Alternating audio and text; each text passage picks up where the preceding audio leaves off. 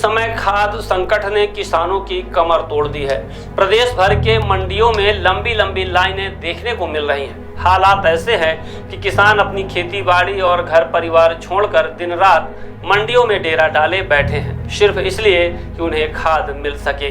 रीवा की करहिया मंडी से जो तस्वीरें सामने आई, उसने पूरे सिस्टम की पोल खोल दी।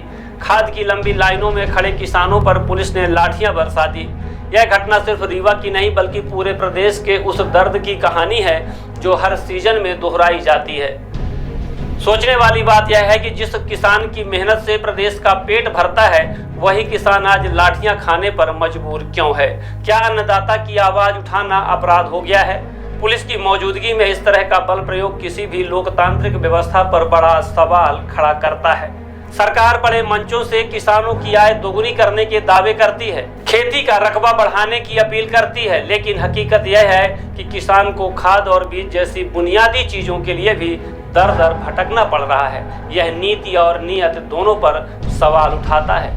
विडंबना यह है कि मध्य प्रदेश के पूर्व मुख्यमंत्री और वर्तमान में केंद्र सरकार में कृषि मंत्री शिवराज सिंह चौहान खुद किसान होने का दावा करते हैं। क्या उन्हें यह नहीं पता कि हर सीजन में राज्य के किसान खाद और बीज के लिए लंबी कतारों में खड़े रहते हैं? अभी हालात इतने खराब हो गए हैं कि किसान न केवल लाइन में खड़े हैं बल्कि भूखे प्यासे रहकर भी खाद का इंतजार कर रहे हैं।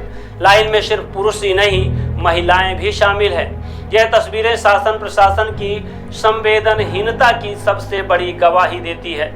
अगर यही हाल रहा तो किसान खेती का रकबा घटा देगा, और जब खेती का रकबा घटेगा तो सरकार के विकास के दावे धरे के धरे रह जाएंगे, क्योंकि प्रदेश का विकास तभी संभव है जब किसान खुशहाल होगा। प्रदेश में खाद और बीज की आपूर्ति समय पर क्यों नहीं हो पा रही है? क्या इसके जिम्मेदार विभागों पर कभी सख्ती होगी, या फिर हर बार की तरह किसान ही सिस्टम की नाकामी का शिकार बनता रहेगा? यह सवाल अब टाला नहीं जा सकता। लाठी खाने वाला किसान सिर्फ एक व्यक्ति नहीं है, वह इस देश की अर्थव्यवस्था की रीढ़ है।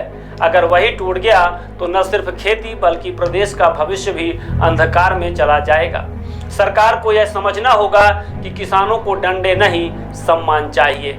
जरूरत है कि सरकार तुरंत हालात पर संज्ञान ले, खाद की सप्लाई दुरुस्त करे और किसानों के साथ हो रहे दुर्व्यवहार पर रोक लगाए। अन्यथा यह आक्रोश सड़क से उठकर राजनीतिक भूचाल में बदल सकता है। अन्नदाता के सब्र का बांध टूटने से पहले समाधान जरूरी है।